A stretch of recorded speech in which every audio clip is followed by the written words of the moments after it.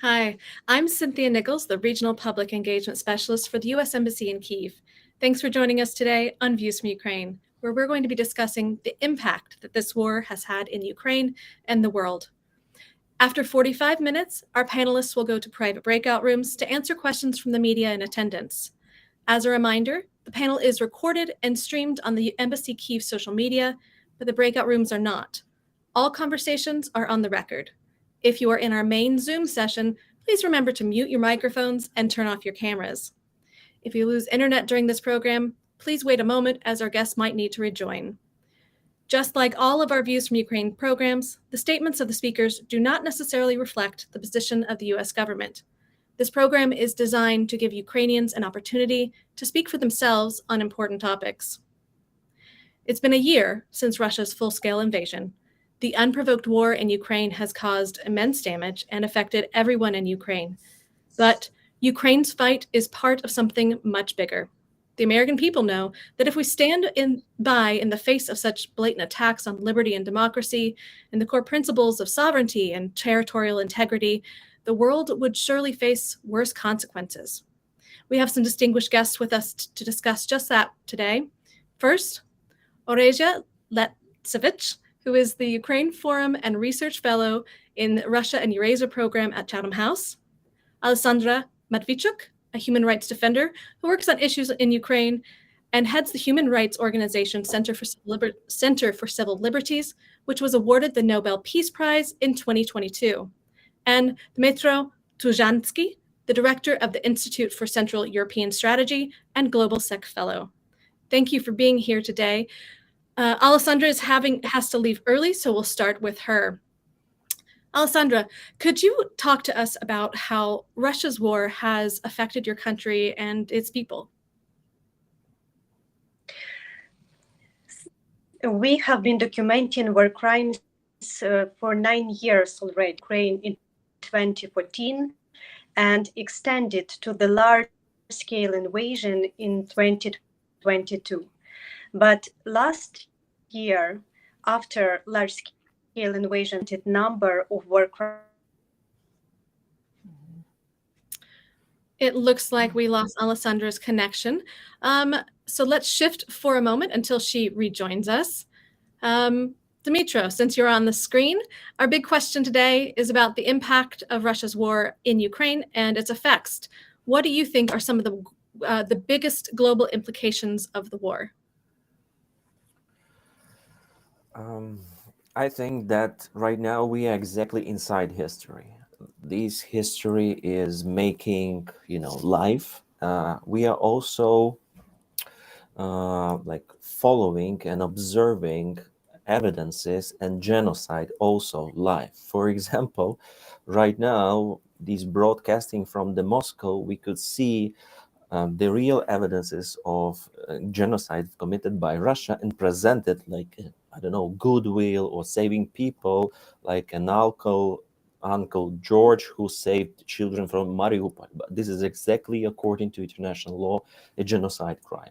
And this is an exact moment how world community, West, but actually globe will react to what is going on exactly in Ukraine, on Ukraine, because it matters for the whole world, actually, how we react to genocide, to the crimes, and to this unprovoked aggression. Thank you. Alessandra, it looks like we have you back. So thank you, Dmytro, for stepping in for just a moment. Back to you, Alessandra. How has Russia's war affected your country and its people? So I will repeat myself a little bit that we have been documenting war crimes in 9 years. In this war, which Russia started against Ukraine in 2014, invasion in 2022. But when we face with large-scale invasion, it means that its invasion resulted in the and Russia uses war crimes as the methods of warfare.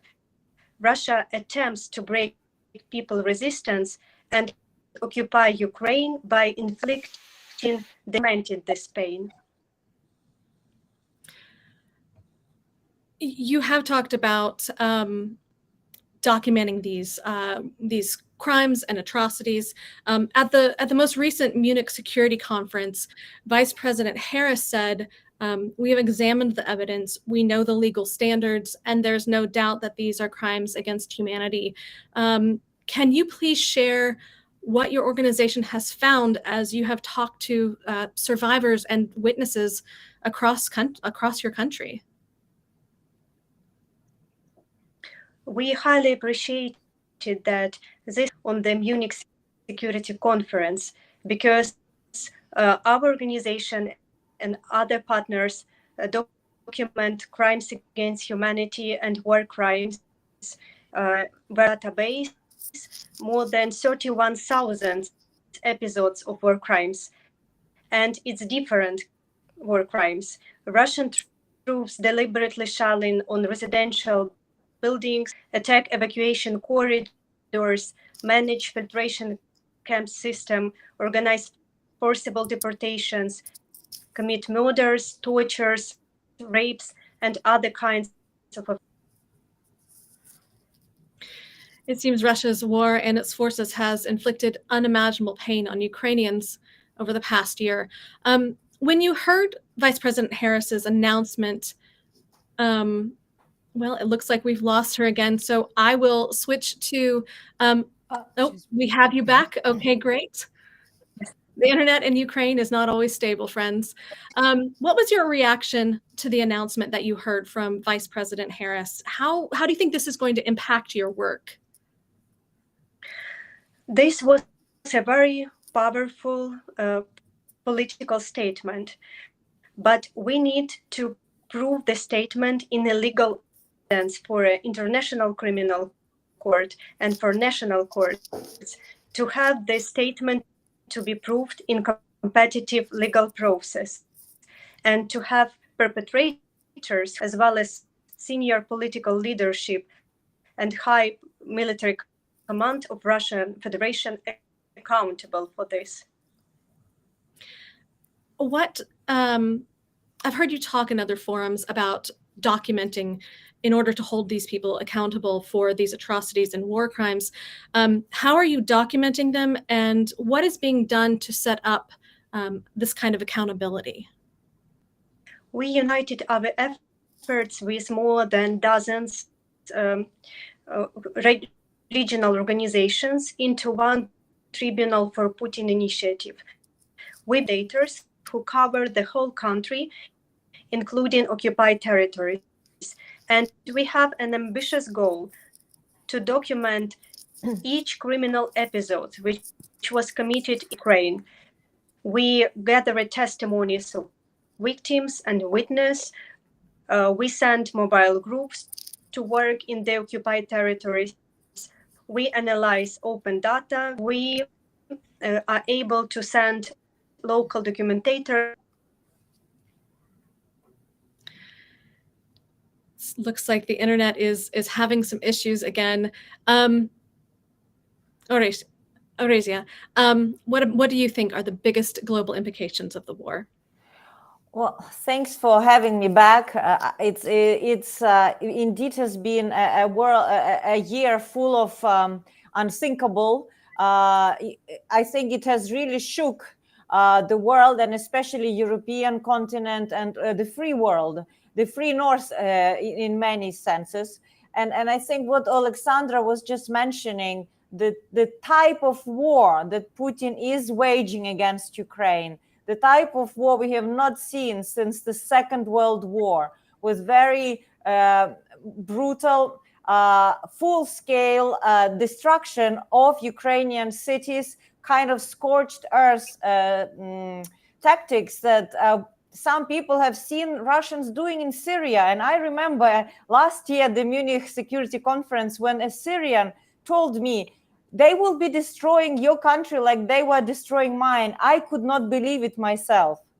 But now we see those images from Ukrainian cities in the southeast. And I think what this did, Ukraine has passed a point of no return in its relations with what is Russia and what will be the future Russia.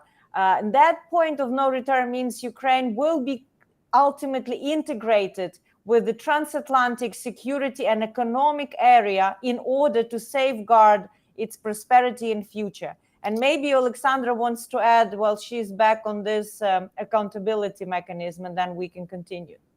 Yes, please. I totally agree that all this hell which we now face in Ukraine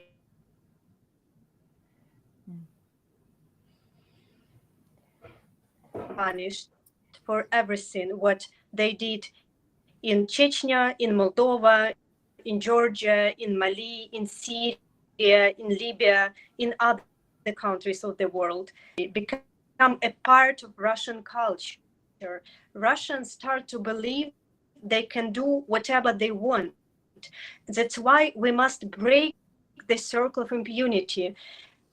We must, not only for people who have suffered from Russians' war crimes, but also for nations who can be potential new target of Russian aggression.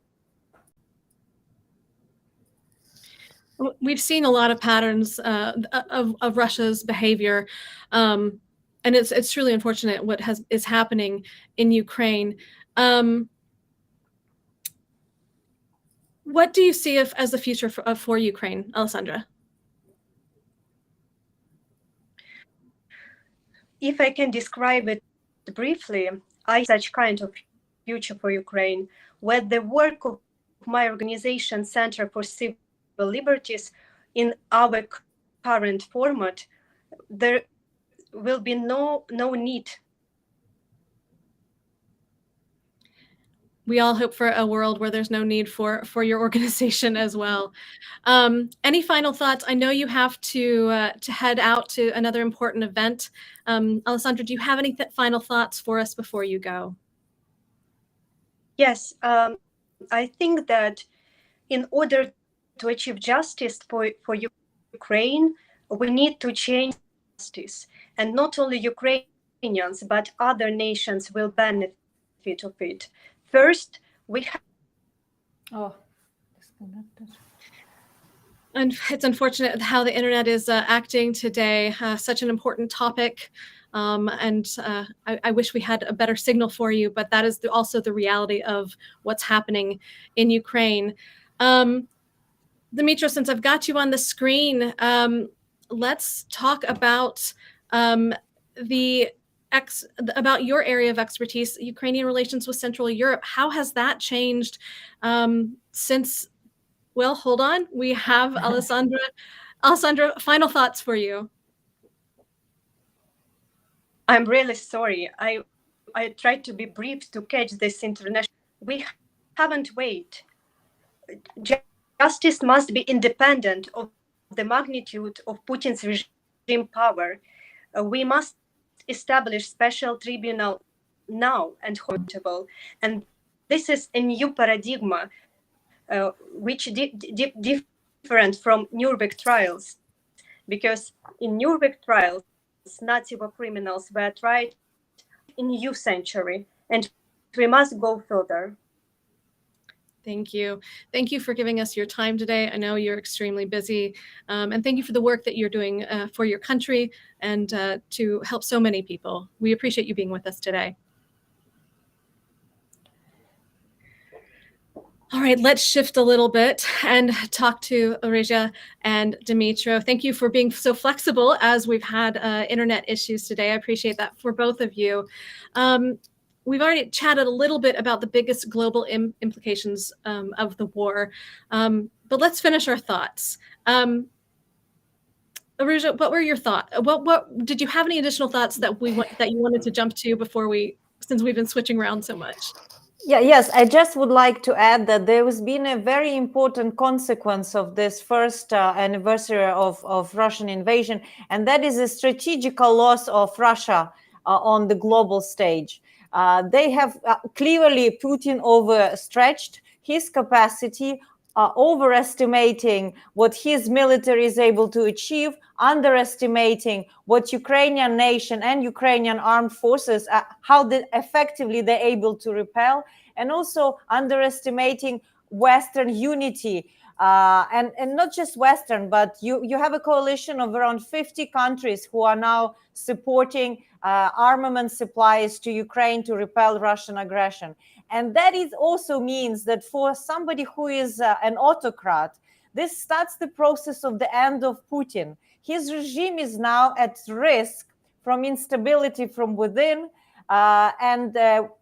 he has unleashed the process that we still don't know what kind of chaotic result it may produce. But Russia has suffered a strategic loss of power in Central Asia. It's becoming more and more dependent on China, and it has become a pariah state in the Western democratic world.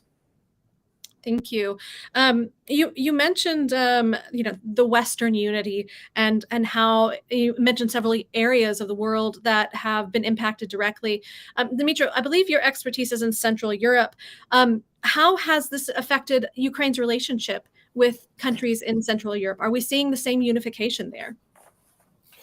For sure, and it's time actually for Central Europe to like refound itself and rethink itself, because what is happening in Ukraine, this is exactly what happened to Central European states like Hungary, actually, Czechoslovakia, Czech Republic, Poland, and many others, Romania as well, exactly so after the Second World War. And for example, now if you read the essay of Milan Kundera, it will be a moment of deja vu. Yeah, because what happened in Ukraine during Revolution of Dignity, what happened in Ukraine for the last year is exactly what happened and how it started, yeah, in Budapest, yeah, and exactly the even mottos are the same.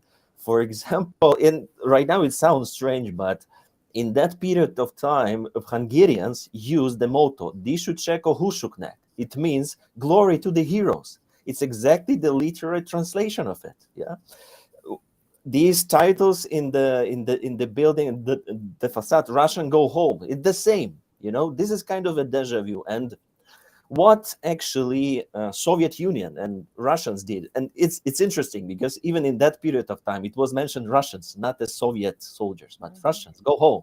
Yeah, and this is the same in Ukraine. So what they did, they kidnapped Europe. Yeah, and this is what Putin tried to do. I don't know, since he got the power, yeah, because it was a hybrid methods. Right now, it's a time of this enlightenment, yeah, because all these, I don't know, options or conspiracy about Ukraine and around Ukraine, that there is a divided artificial nation, yeah, civil war in Ukraine. Right now, it's crystal clear. Nothing of this, yeah. Ukraine is a country so under unprovoked aggression by the Nazi, the fascist state. It's up to you how to describe current Russia. But this is exactly so an aggression against independent state, against international law, and there is no excuse for this. Yeah, and this is the time, exact time, not just for Central Europe, to feel, to rethink itself, but to the whole world to deep responsibility and quick actions. Yeah, because if the world will react the same as it was done in 50s 60s of 20th century, it will mean the repetition of the tragedy of Central Europe, when the country, independent countries, yeah, and countries which are culturally, geopolitically, and according to the values belongs to the West, will be kidnapped. Yeah, and this is exactly against not just logic, against moral, but against everything we could count. Yeah, and It seems like this has a lot to do with identity, right? In the past, the narrative was that Russia was the big brother of Ukraine, but we've seen a shift in that identity. Even President Zelensky's very famous quote now at the start of the war, where he said, "We don't need an airlift, we need more ammo." That's made a lasting impression on audiences worldwide. But two questions, and maybe Aruja, you could take this. How do you think that the shift has created, or these statements and these actions has created, and this war has changed Ukraine's identity? I'd love to hear both of your thoughts. Well, it's interesting that you mentioned President Zelensky's leadership, and I think he has clearly stepped to the challenge of the moment in his best capacity of a good communicator, of somebody who can rally the nation. But he was able to be so successful because he had the nation behind. And it's no wonder that the Time magazine awarded him the Man of the Year and the Spirit of Ukraine, because that spirit of resistance is underpinning Ukrainian total mobilization against unprovoked aggression. It's important for our listeners to understand that it's the second Russian-Ukrainian war. The first one started after the annexation of Crimea almost nine years ago. And all those 8 years, Ukraine was fighting and repelling, containing Russia, mainly in eastern part of Ukraine. But there was, you could look at it as a certain boot camp. You know, Ukraine was repelling information attacks, the attempts to destabilize Ukraine from within. Ukrainian soldiers were holding along the contact line, repelling Russian artillery. So this consolidation of nation happened, you know, in fire. And how it reflects now, for example, you see amazing support for the full membership in NATO and European Union, over 80% support membership in both. You have growing use of Ukrainian language as the way to shed everything, any connection with that Russian world that brings so much destruction to Ukraine. And what has been again significant is religious independence from Russian Orthodox Church that in a way illegally incorporated Ukrainian Orthodox Church, one of the largest churches in the world, under its rule, and was using church clergy through the security services as the fifth column inside Ukraine. So more than 70% of Ukrainians support sanctions against Orthodox clergy. All the pro-Russian parties previously that were kind of spinning Kremlin's narratives are now banned, and Russian propaganda has no chance in Ukraine. But it was possible because of all those years, 8 years of resistance. And I think it's a lesson to learn for our audiences, is that you need to prepare society if you have a malign actor, be it Russia or be it China, that uses disinformation to dehumanize you, to rip your society apart. You cannot just let them free hand to operate. You have to prepare your institutions and citizens to understand what's going on. Mm-hmm. It really speaks to the resolve and strength of Ukrainians, and how this war has mobilized and united the people of Ukraine. Let's talk for a second about how it has united many countries in the world. Could we talk about the new strategic alliances that we've seen forged this past year? If I may, to add to the previous question as well, and Absolutely. what actually strikes me as well, you know, Ukraine is fighting against a dragon already more than 9 years, yeah, in this open fight. And I think what is significant, that despite some, let's say, misinterpretations, but there is no clear evidence, at least single one, that Ukraine is becoming another dragon, which is important. Yeah. So right now, in terms of identity, we are talking about of uprising or establishing modern Ukraine political nation. So no, of course, this nationalist intentions and so on and so forth, language questions, of course, it's very, you know, logical, but there is no, as I mentioned, no civil conflict inside Ukraine, no language conflicts, I mean, real one. Yeah, this is this nation, despite language diversity, religion diversity, ethnic diversity, is united.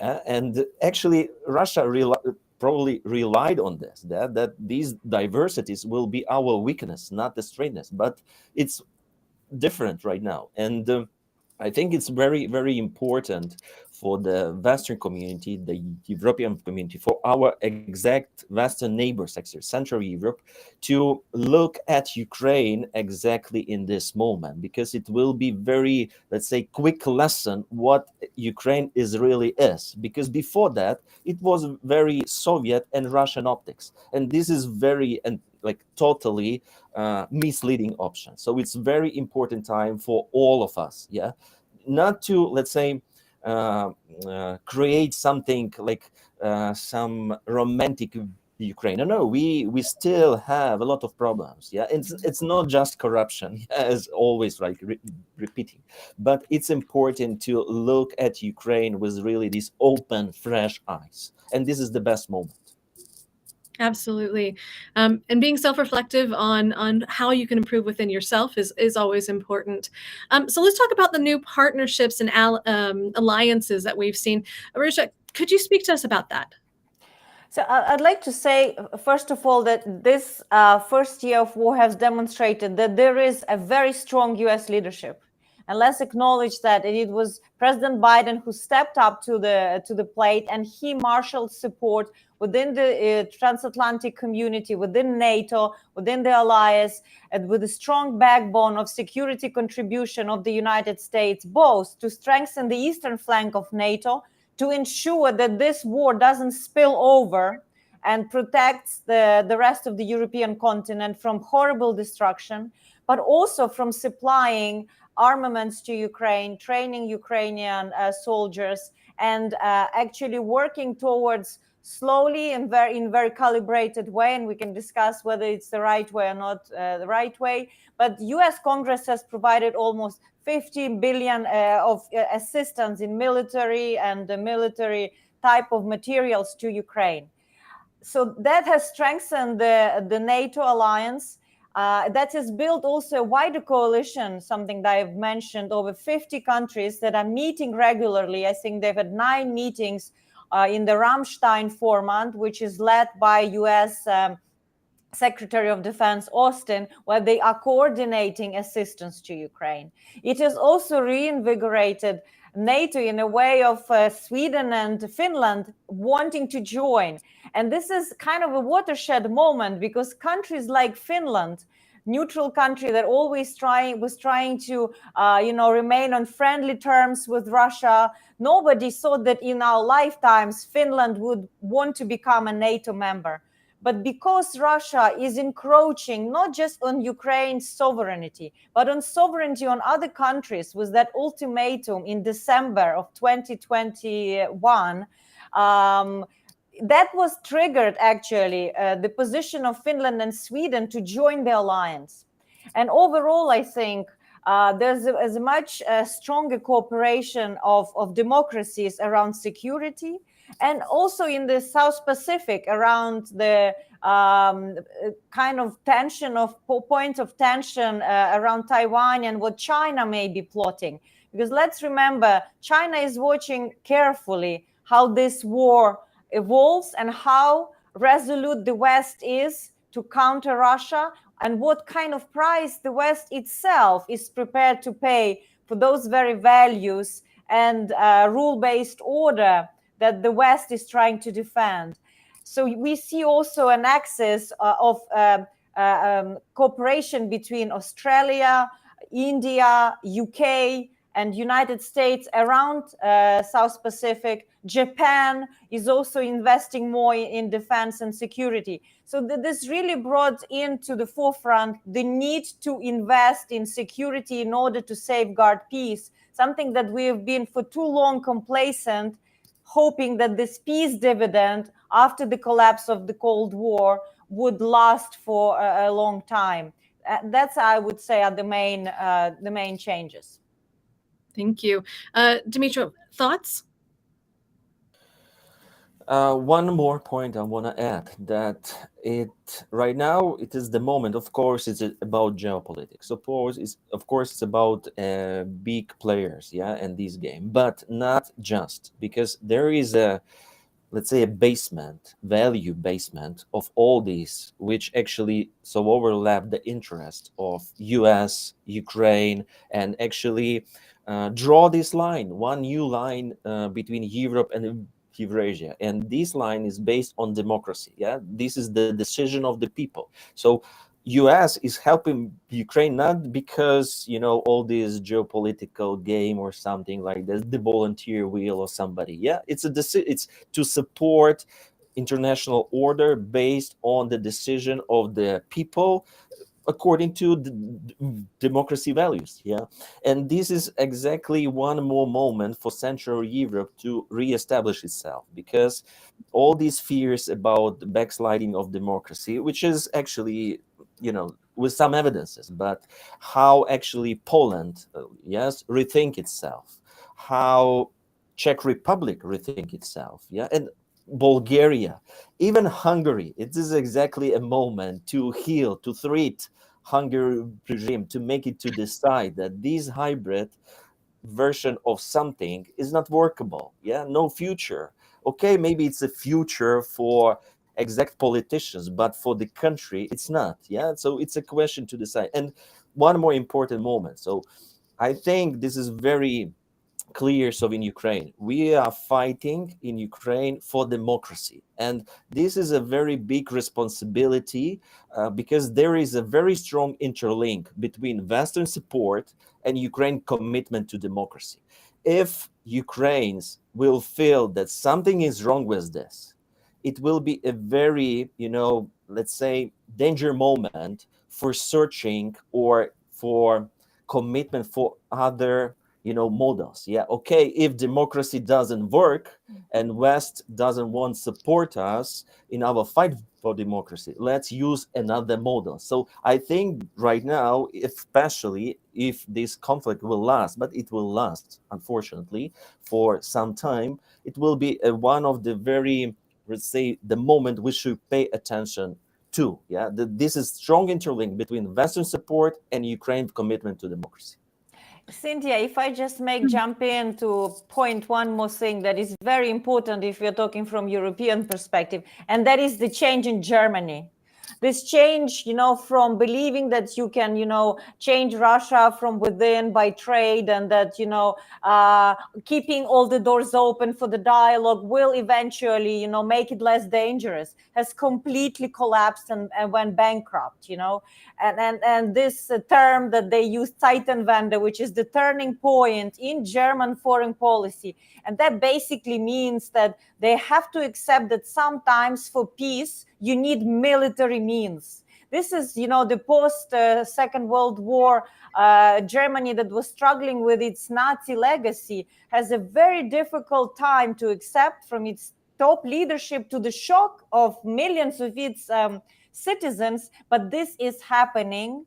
And I think we will also see a different kind of European leadership eventually around security that Germany is trying to shape at this moment. And that important decision to supply, for example, German Leopard 2 tanks to Ukraine, that will make a difference on the battlefield. That is one of the important events of the last year. Mm. Well, that makes me think about what have we learned about the world that we didn't know a year ago, and their reaction to this, and the impact that this has on the world. It's because it's more than just Ukraine being influenced by what's happening. What are your thoughts on that? If I may, yeah. So that European Union is much stronger than even member state expected.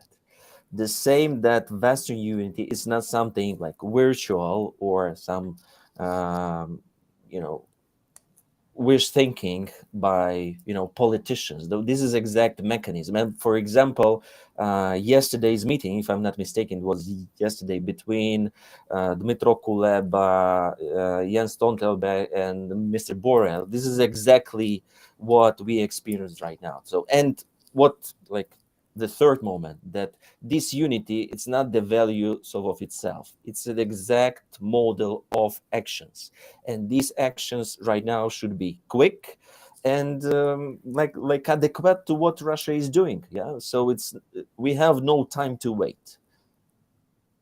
Thank you. Marusha, do you have any thoughts on that? I'll just add that I think there's been a veil that has been taken down from the towers of Kremlin, because a lot of global population, maybe not Eastern Europeans and Ukrainians and Georgians and even Armenians and Azeris, understood the nature of Putin's regime. And I think this is where we have to explain a bit more to the global South that is taking this fence-sitting position, still trading with Russia or trading more with Russia after Western sanctions were imposed on its gas and oil. That they are basically financing the regime that is committing crimes against humanity, that is in a way using this income from trade not to support Russian population, but to purchase more armaments from Iran and from other rogue states to kill Ukrainian civilians. I think we are also quite anxious about this coalition that is being shaped between autocracies of Iran, China, and Russia, and how, of course, they have all their different playbooks. But if over time they align their forces, our world will turn into chaos. And what is interesting is that, of course, some countries like Brazil or South African countries or even India, they do not condemn through UN voting, for example, aggression against Ukraine. But on the other hand, what is interesting, at the Munich Security Conference, they published a report where they asked countries, do you want the world to be set up according to US and European norms or Chinese and Russian norms? Nobody in the world, nobody, there's a majority other than China and China to have this kind of world. So I think we have learned that we have still a long way to go to actually perhaps include some of these countries that are fence sitters to discuss really what is their grievances with the global economic order, to see if we can jointly reform it in order to preserve rule-based order. Because otherwise, if we start clashing and tearing the world apart, I think we will all be worse off. You mentioned trade and the economic drive that is needed here. Are there certain sectors of the Ukrainian economy that can bring innovation to the world or can help integrate Ukraine into the global South or Europe more? Well, I can briefly answer, and then maybe Dmytro has more to say. I think another elevation was how critical Ukraine is for the global food security, how critical is free navigation of the Black Sea is for the export to sunflower seeds, to corn and everything. I think we've taken it for granted that Ukraine is, this real bread basket. But Ukraine is also a brain basket, if you want, because over time, the IT industry, the digital technology, that outsourcing was developed steadily. It was reaching almost 4% of Ukrainian GDP, which is quite big.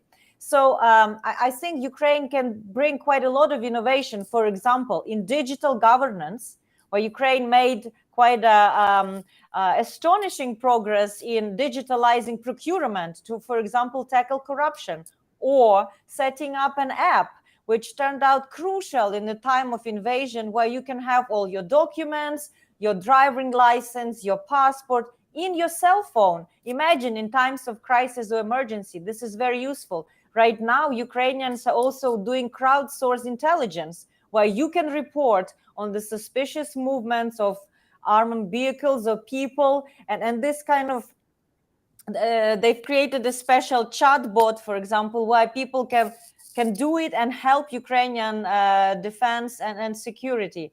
So, I think eventually Ukraine will also be a breakthrough in agricultural technologies because of such rich soil And because of that, I think, intersection on agriculture and technology, that Ukraine will revolutionize some of those fields.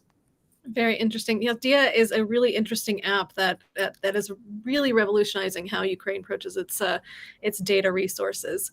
Dimitra, we are almost out of time. Do you have any final thoughts?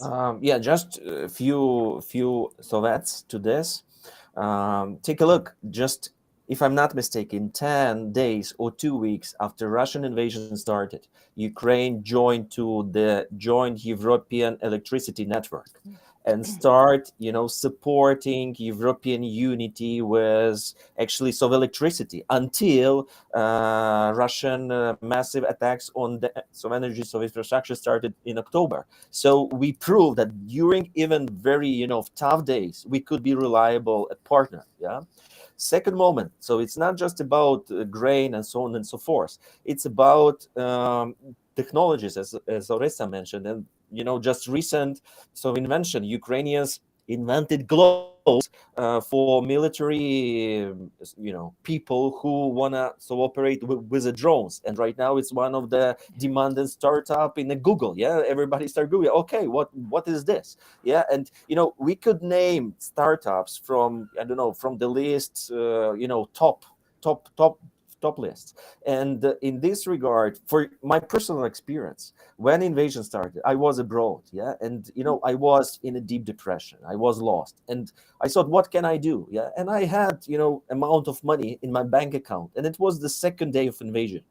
In the Russian reality and in the Russian, let's say, narratives, Ukraine should be the failed state. Next day, everything should be collapsed, bank system, and so on. But for me, it was just 2 minutes to send that money for Ukraine weapon. Yeah, and I did it, and it was like everything. What can I do? So, and just a bit statistics. What is interesting about Central Europe, if you check the export relations of Ukraine, so after invasion, this year, you will see that there is no China in the top, Russia at all, nothing, but there are Poland, Romania, and Hungary. This is exactly so money export actually shaping this Central Europe with Ukraine as well. So right now it's a question of consolidation of this Central Europe. What is also important, not as something opposite to the West, but Central Europe is a reliable partner of the West, actually the partner who helped the West to wake up and to look and to face the truth that Russian is not a partner, at least Putin's Russia. Thank you. Marisha, final thoughts from you. Well, I think once we are reflecting on this 1 year of invasion, there's something very important for our audience to understand is that Ukrainians have overcome the fear of Russia. The fear itself is more scary than what is happening on the ground. And I think there's an enormous empowerment. And even under all the circumstances of, destruction, war crimes, internet disruption, electricity disruptions, so many refugees that have to flee, Ukrainians feel hope. And this hope is that Ukraine will be a prosperous economy, a member of the European Union. And I think Ukrainians will fight. Putin cannot crack Ukraine. So we have to be very careful to watch that Western unity doesn't crack, because this is the only hope Putin has in achieving any kind of result. Ukraine is a tough nut that he cannot crack, and it will stand by to protect every inch of its territory, as it has been demonstrated, and successfully defeating Russian army on Ukrainian soil. So I just want to reassure audiences about that. Thank you. Ukraine is a tough nut, and I'm proud to be able to work with you on these projects and programs. Unfortunately, that's all the time we have for our panel today. I'd like to thank all of our panelists who gave their time. If the guests in our Zoom room would wait for just a few moments, our panel is going to switch from this platform into Zoom, where you can join them in breakout rooms. Panelists, if you go to the link that we gave you earlier, we'll let you in for that next part of the discussion. And thank you to everyone else for watching Views from Ukraine today. Please join us next Wednesday at the same time for another panel. Bye-bye.